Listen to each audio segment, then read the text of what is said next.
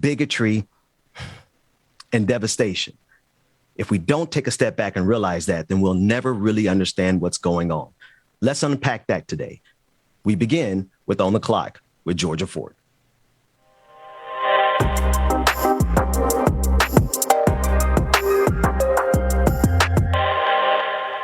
Expecting mothers and their partners are scrambling right now in Lowville, New York. They're trying to figure out where exactly they will be able to deliver their baby. Now, typically, they would have been able to deliver their baby in Lewis County General Hospital, which is not too far from Syracuse, New York. But it was announced yesterday that the General Hospital there will be putting a pause on deliveries. And the reason being is because more than 24 medical professionals have resigned, all because the hospital decided to mandate vaccines.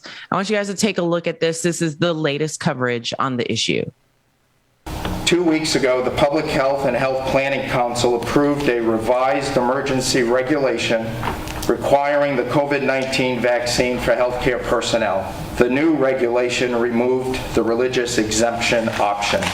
The deadline for personnel in general hospitals and nursing homes to receive their first vaccine dose is September 27th. The regulation does allow for a medical exemption. Access to health care is an essential service. I have been asked several times if I support the vaccination mandate for health care workers and others. The answer is unequivocally yes. The mandate ensures we will have a healthy workforce and that we are not responsible for transmission in or out of our facilities. We as employees have an obligation not to put those we care for or our co-workers at risk. Since the mandate was announced, we've also had 30 employees who have resigned. 464 individuals in the health system are now vaccinated.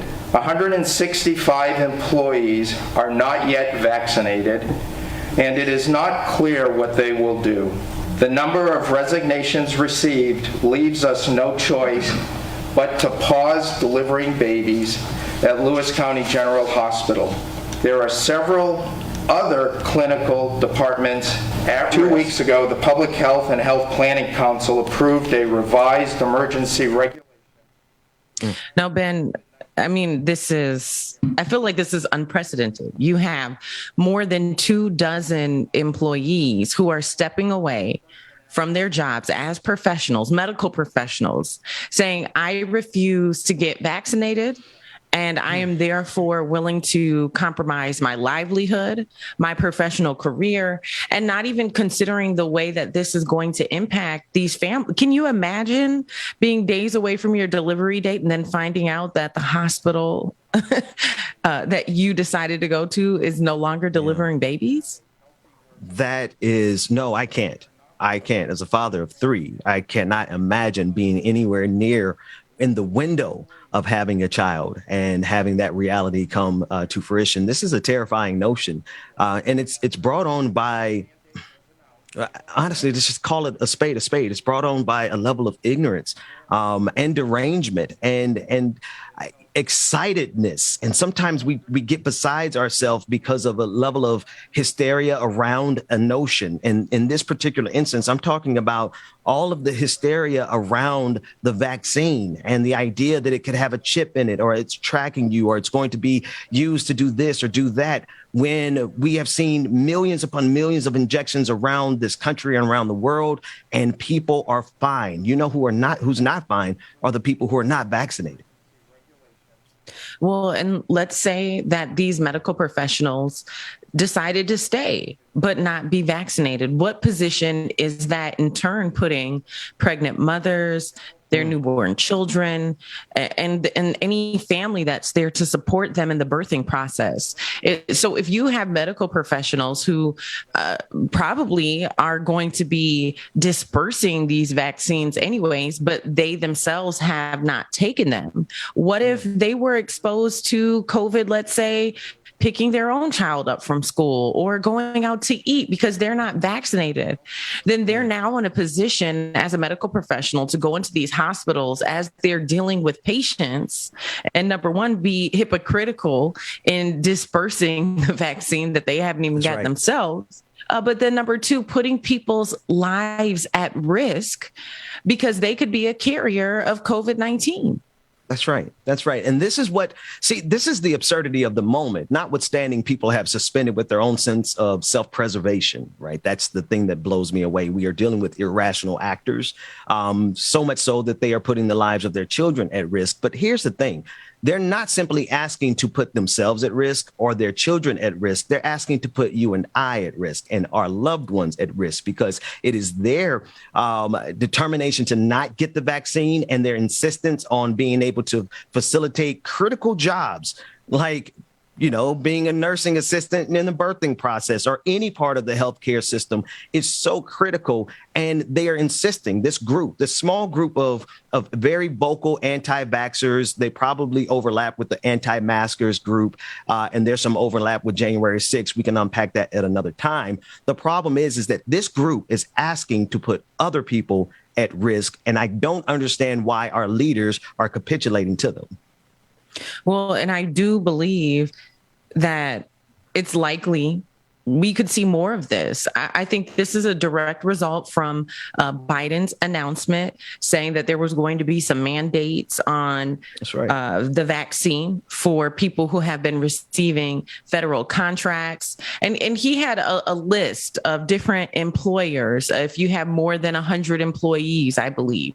And so I do think that more companies are going to be put in the situation where once they have to start enforcing that vaccination mandate, we can expect that those people who have been refusing to get it, those people who have decided to get tested each week instead of showing you their vaccine card, they might not stick around after we have to start enforcing these vaccination mandates. And so what is it that companies can do to mitigate their losses? Because in this situation, in a hospital where you have patients who are depending on the medical services, I mean, you're putting people in a bad situation. And so, people got to start preparing for this, whether it means recruiting more part-time, finding temp workers. There's going to have to be some plans put in place because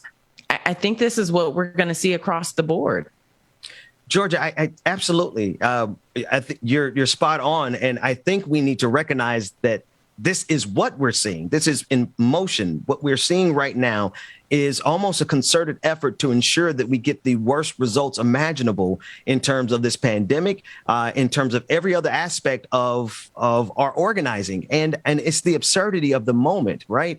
It is so absurd that we're dealing with a situation where the people who are in power or the people who are competing to get power, they're doing so based on the premise that we need to do worse with the pandemic, that we need to not have mask mandates, that we need to not have vaccine mandates, right? And they're fighting against not only the president of the United States at this point, they're fighting against the best interest of our species.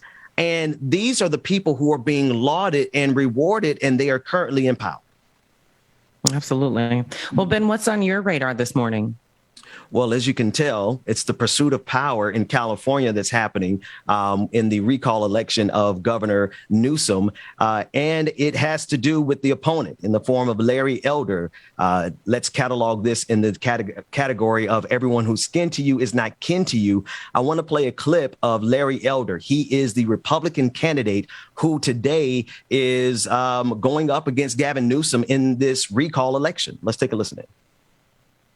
When I said to this man that I was a libertarian, he said, I had the libertarian candidate for vice governor of New York on my show. And I asked him, when you were in the Senate in the mid-'60s, would you have voted in favor or against the civil rights legislation in 1964? And this man said he would have voted against it.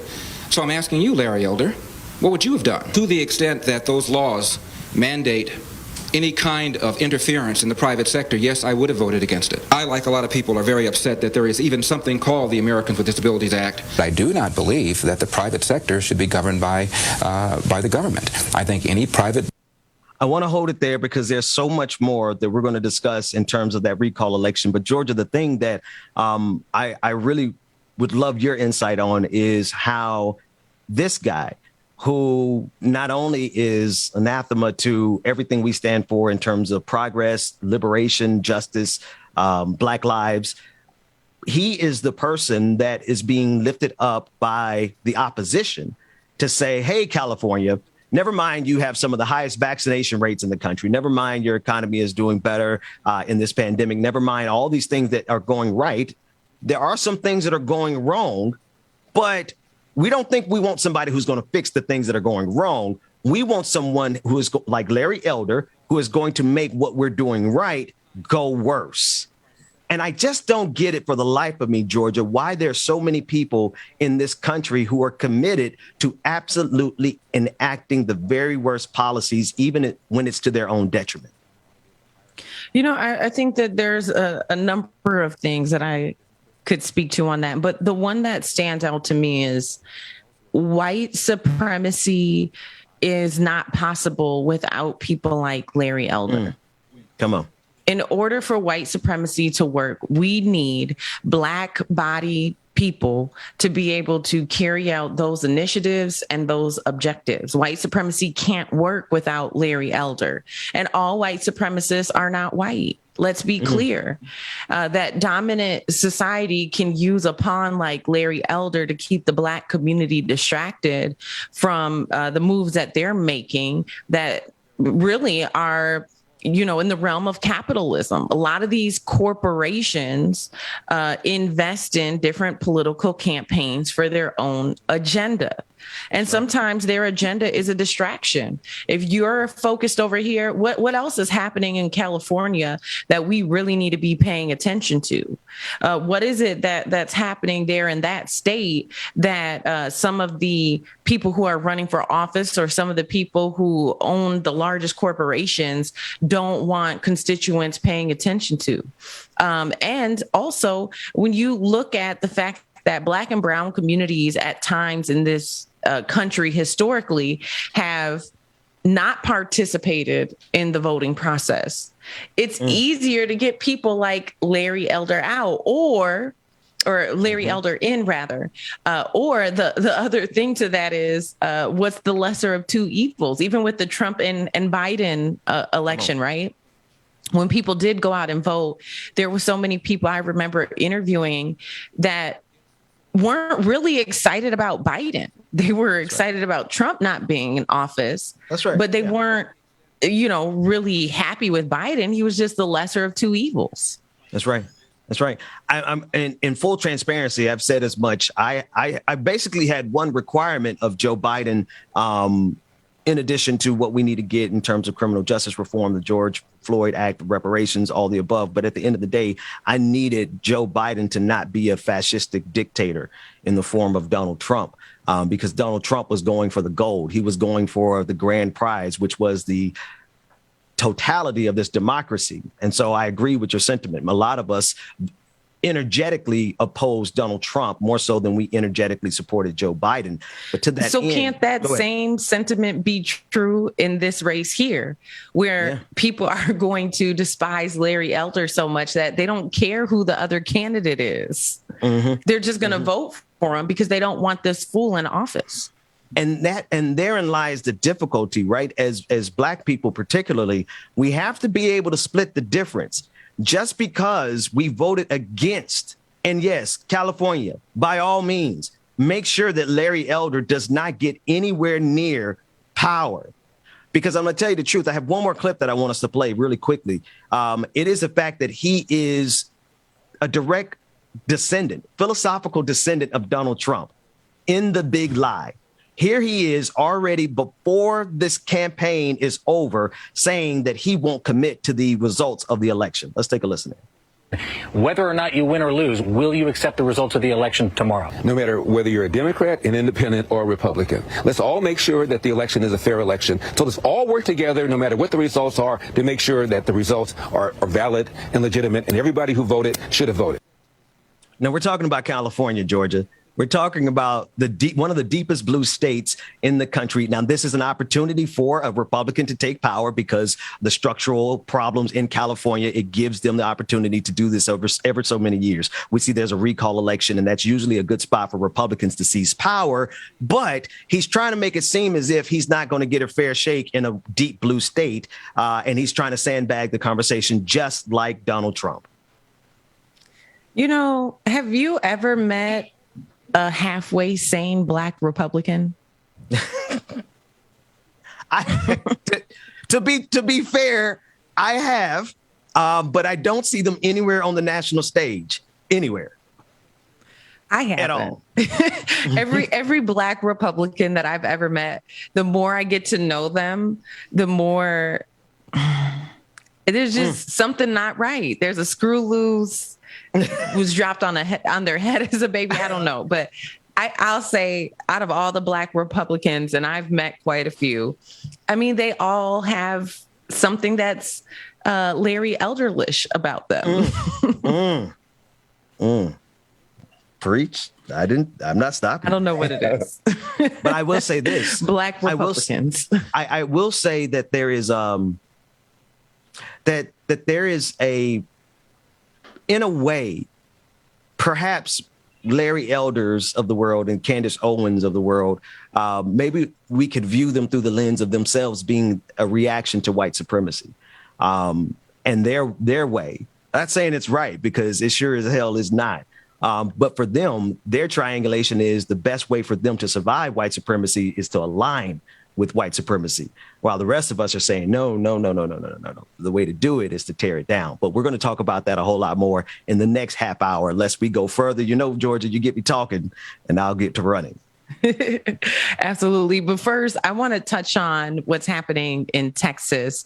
I know we followed intensively the new abortion bill that they passed there, but Governor Abbott is actually trying to do some bail reform as well. This so-called bail reform bill, I think, is going to impose some huge disparities for people of different economic statuses. I want you guys to take a listen of this clip where he discusses and defends his bill. We need better parenting, greater parental involvement. We need to restore God in our communities. If we do that, we will be able to reduce crime in this region. Kind of easy to diagnose the causes for the increase in crime in the Houston area. We've seen a rise over the past 2 years in Texas, in Harris County, but also across the United States. There is increasing disrespect for law enforcement that has grown quite aggressive against law enforcement. You're facing a crisis that is a consequence of having elected a lot of judges to the bench in Harris County who ran as Democrat socialists. These Democrat socialist judges, they do believe in letting people out of jail as opposed to keeping people in jail. And that's why you have more criminals, convicted criminals, who are back out onto the streets endangering public safety. So this new bill is going to require cash up front in order to bail out, basically preventing people who don't have the money from bailing out.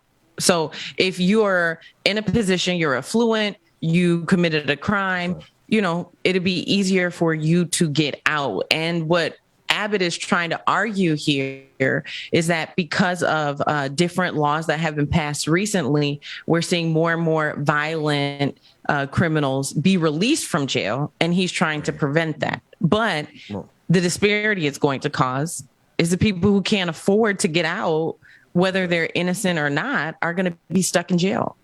Yeah. Cash bail has always been a racket, particularly one that it exploits the poor and the marginalized communities, of which Black people are disproportionately represented. Therefore, this is a problem directly for the Black community. And to be quite honest, this is part of the problem is the framing that Abbott is allowed to get away with here. Like he frames this as if it is problematic that we look at the criminal justice system and determine that there are people who should not be in jail. Because how many times, Georgia, have we seen story after story after story of people exonerated after the fact? Some of them exonerated after they've been executed. How many of our boys are in jail right now because they sold some weed when there's an entire booming industry getting ready to erupt to the tunes of trillions of dollars just in marijuana sales alone? So I dare to say this entire framing is incorrect. Absolutely. Let the people out of jail that are doing time for crimes that people are getting ready to make money off of. So there is an injustice in this system. And what he's doing is peddling dog whistles of the highest order. That first part about not having parents at home, that's reminiscent of Richard Nixon. That's the Southern strategy at play. Absolutely. And when you look at the United States, we're the most incarcerated country. And to continue to put systems in place that prevent people from getting out, it is only going to create a country where we not only have an issue, clearly, because we're the most incarcerated country, but this is going to turn into a pandemic of its own. That's right. If we allow governors like Abbott to pass these kind of laws and then point to, like you said, communities, that don't have both parents at home, or these little subtle dog whistles where you're isolating the Black community. And you know who did a great job of uncovering this? Ava DuVernay in the movie 13. That's right. And when you look at the way that the incarceration system has basically taken the place of slavery. That's right. No, absolutely. It is a quick way to get cheap labor. And I want to be sure this usage of cheap labor is not germane just to the Republican Party. There's a lot of Democratic governors who like to take trips to Stone Mountain and pose for photos somewhere around 1992, but I digress. There's a lot of people who are culpable with this prison industrial complex. And this is just another way of exploiting not only Black people, because watch out, white folks, if you don't have that cash bail, well, I mean, you have some advantages. Maybe you don't get arrested in the first place. But if you do find yourself in the same lot, you're going to have to pay some of this cash bail, and you better hope that you come from the right side of the tracks. And the thing is, everybody in the whole entire nation heard about the abortion bill. How many people have heard about this bill? How many people are talking about this bill? Not as many, not even half as many.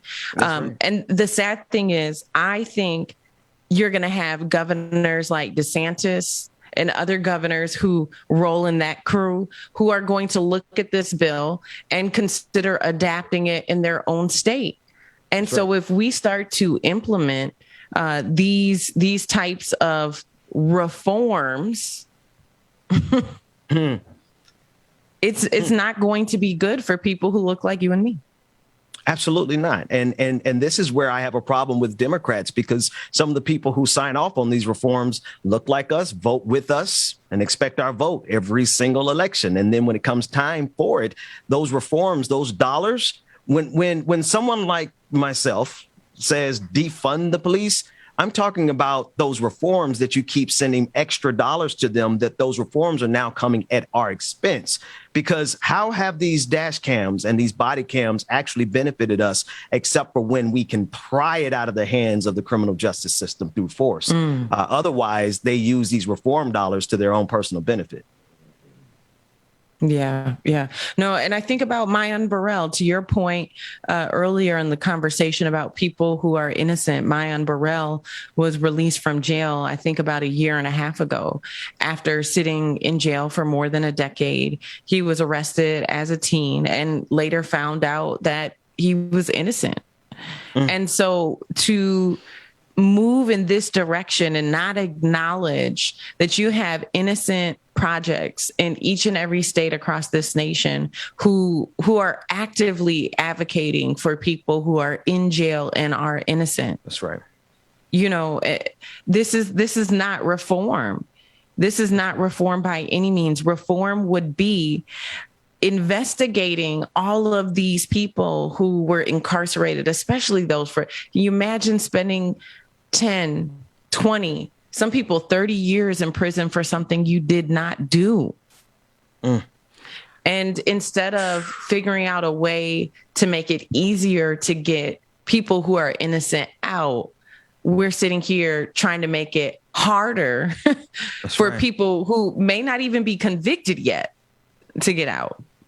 Sister Georgia, the best way I can put it is if the world seems upside down, then perhaps we need to reevaluate how we're looking at this world that we're in, because perhaps instead of us thinking that we can save and salvage this system that we were merely survivors of, we need to realize that this system is not for us. And unless we're able to change it from the molecular level, we're going to always be fighting against a system that was designed to harm us. Absolutely. I couldn't agree with you more. Well, that's all we have time for this morning, but stick around for more on the Benjamin Dixon Show.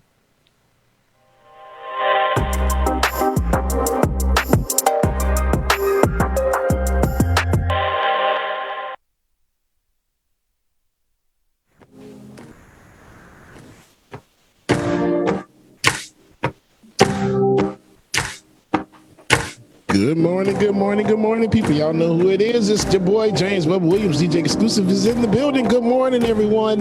Grab your coffee, your tea, whatever it is you need. It's dark. We're gonna light it up. Good morning, everybody. Good morning, y'all.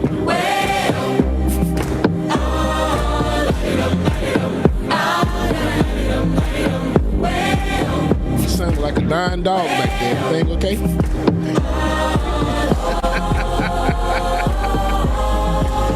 Everybody, good morning. Oh, Ben, that's what we call it now. We start playing. Y'all, Ben in the background singing. One day, Dwayne gonna turn the mic on. Now we gonna do that. That's the boss. We gonna do that. I'm in line with the stars. I'm in sync with the earth. 10 toes deep, flower child from the turf. I never switch sides. Like even when I die, I'm a ride for the squad. Let her ties in the hearse. I've been on the vibe, kind of hard to describe. Good morning, everybody. Good morning, y'all. Y'all make sure y'all come on in, get your tea, coffee, whatever it is you need. Get your morning started. Let's go, y'all. Good morning. Got a bag from the way that I write it. Queen looking Tyson. Do that ass survive, doing 80 to the house. Then I hit it to the sky, change haters on a tirade. Talking to the grip in the face, be still, let that heat stuff fade. We all want the same, we all want a meal in the safe. I wanna live like I'm trying to get lightning. Trail spill from my lips, feel bent from the bip. Take a sip till I pass out. Try and get grip, but it don't make sense. Cause you can lose